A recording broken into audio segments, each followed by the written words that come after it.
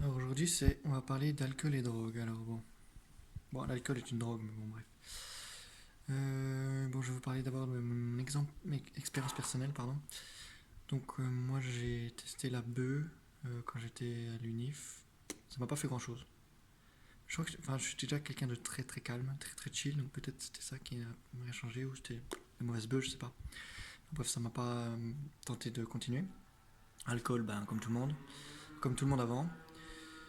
J'ai testé aussi de la MDMA. J'ai fait ça une ou deux fois, je crois. Le problème avec la MDMA, c'est qu'on sent tellement bien le jour qu'on le prend, et le lendemain, c'est l'horreur, quoi.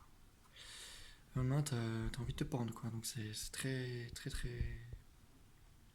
C'est très bizarre.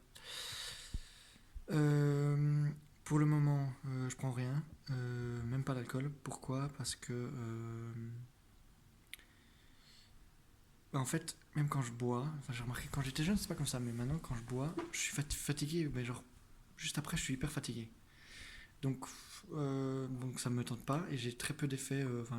J'ai quand même des effets plus ou moins positifs, mais ça me manque pas honnêtement.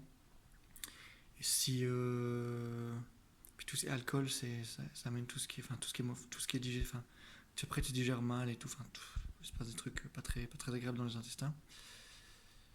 Et puis bon, c'est mauvais et honnêtement, on peut s'en passer très facilement. Moi, je me dis, si tu as besoin de prendre une drogue, c'est qu'il se passe quelque chose de passe forcément bien dans ta vie, et à ce moment-là, faut travailler là-dessus. Bon, je sais que c'est un peu bateau de dire ça, mais je pense que c'est vrai. Et pour les autres addictions, bah, c'est un peu pareil, il faut essayer de ne pas les avoir. Bon, c'est facile à dire.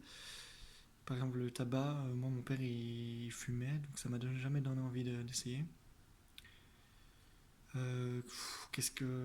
Comment combattre des addictions, bah, c'est très difficile, hein, ça c'est sûr.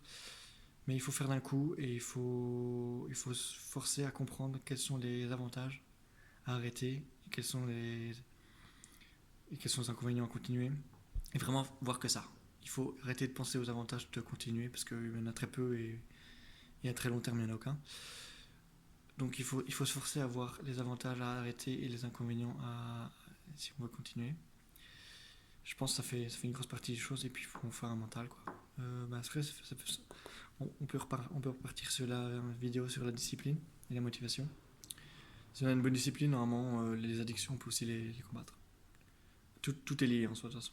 Mais si on dort bien, par exemple, on a peut-être moins besoin de.